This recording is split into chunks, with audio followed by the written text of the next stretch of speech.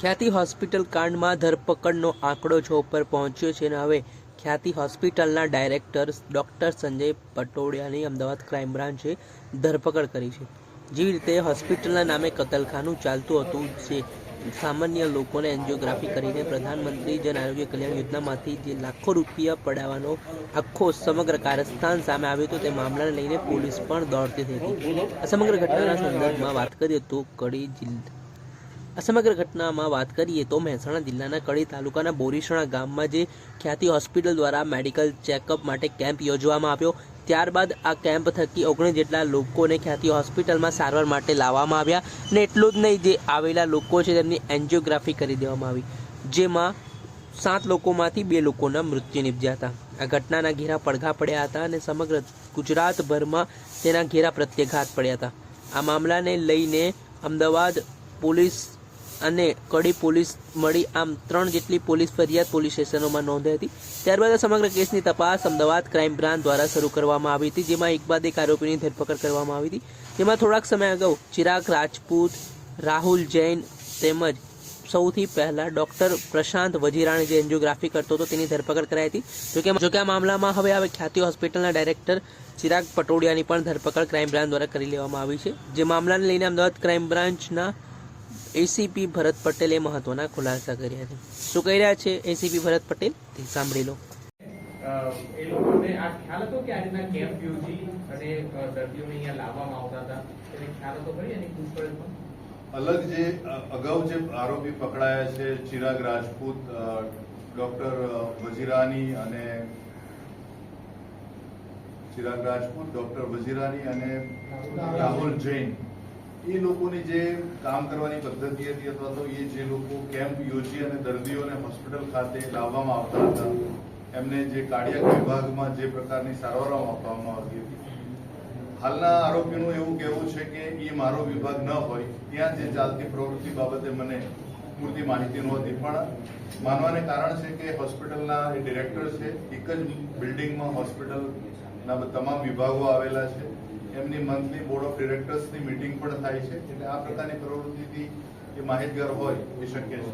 છેલ્લા વિકલ્પ તરીકે ધરપકડ માટે કારણ કે આની પહેલા જેટલા લોકોની ધરપકડ થઈ તમામ લોકોએ આગોતરા જામીન મૂકેલા હતા, તે કોર્ટ તરફથી નામંજૂર કરવામાં આવી હતી, બાદ એક જે આરોપીઓ છે તે પકડાતા ગયા છે।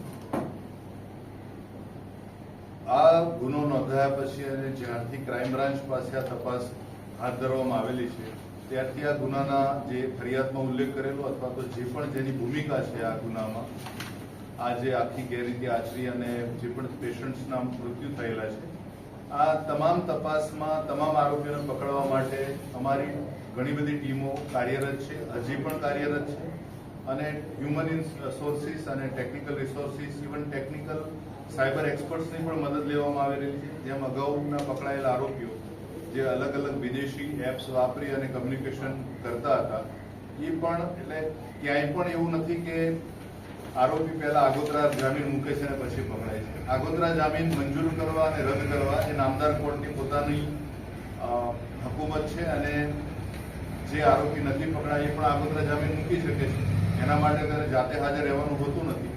પણ અમારી જે ટીમો જે કાર્યરત છે ફિલ્ડમાં, એના કારણે અત્યાર સુધીમાં આ 7મા આરોપીની ધરપકડ છે। આર્થિક વ્યવહાર કે ખાતામાં પાર્ટનરશિપના ભાગરૂપે કેટલા પૈસા અત્યાર સુધીમાં ટ્રાન્ઝેક્શન થયું, આંકડો શું? છેલ્લા 2022 થી અત્યાર સુધીમાં જે પીએમજે યોજના હેઠળ ખ્યાતિ મલ્ટી સ્પેશિયાલિટી હોસ્પિટલ જે છે, એનું જે ટ્રાન્ઝેક્શન આ યોજના પૈકીનું છે 15 કરોડથી વધારનું છે। સાહેબ, ચિરાગ સાથે આનું કનેક્શન કેવી રીતના આવ્યું? કારણ કે એના અલગ ભાગીદાર હતા, એ શા માટે છૂટા થયા? નવી ખ્યાતિ હોસ્પિટલ કેમ ઊભી કરી? શું કહી રહ્યા છે? ચિરાગ અને કાર્તિક સાથે કનેક્શન કેવી રીતના આવ્યું? જ્યારે એશિયન બેરેટિક હોસ્પિટલ્સ જ્યારે એમણે શરૂ કરી હતી, અગાઉના ડોક્ટર્સ જે એમના પાર્ટનર્સ હતા, ડોક્ટર નરવરિયા અને ડોક્ટર ખેતાન, એ લોકોના છૂટા થયા પછી આ લોકોના સંપર્કમાં આવેલા હતા, ખાસ કરીને કાર્તિક પટેલ અને ચિરાગ રાજપૂતના, અને એમની જે પ્રપોઝલ હતી કે મલ્ટી સ્પેશિયાલિટી હોસ્પિટલ આ રીતે બનાવીએ જેથી ઘણા બધા વિભાગો સાથેની હોસ્પિટલ હોય અને કામ થઈ શકે। આજે અગાઉ એમણે આ બેરિયાટ્રિક હોસ્પિટલ જે એશિયન બેરિયાટ્રિક હોસ્પિટલ્સમાં પેલા ભાગીદારો કેમ છૂટા થયેલા છે એ અંગેની તપાસ બાકી છે, પણ હાલ અત્યારે તપાસનો મૂળ હેતુ જે ફરિયાદ છે એ અનુસંધાને જ છે।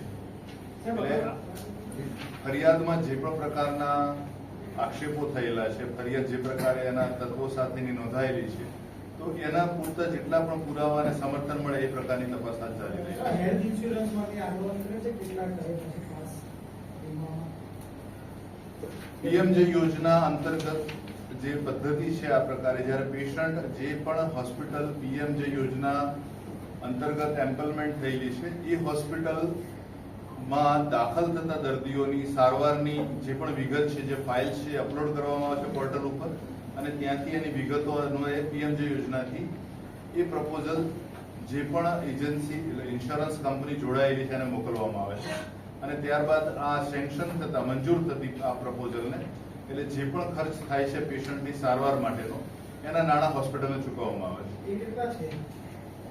એ દર્દીની જે સારવાર થઈ છે એના ઉપર આધારિત છે. કાર્ડિયાક છે, અન્ય વિભાગો જે પણ છે એ પ્રકારે અલગ અલગ પ્રકારે દર્દીની સારવાર માટે જે નક્કી કરવામાં આવેલી રકમ છે એ આધારે નાણાં જે તે હોસ્પિટલને ચૂકવવામાં આવે છે. પેશન્ટ કેટલા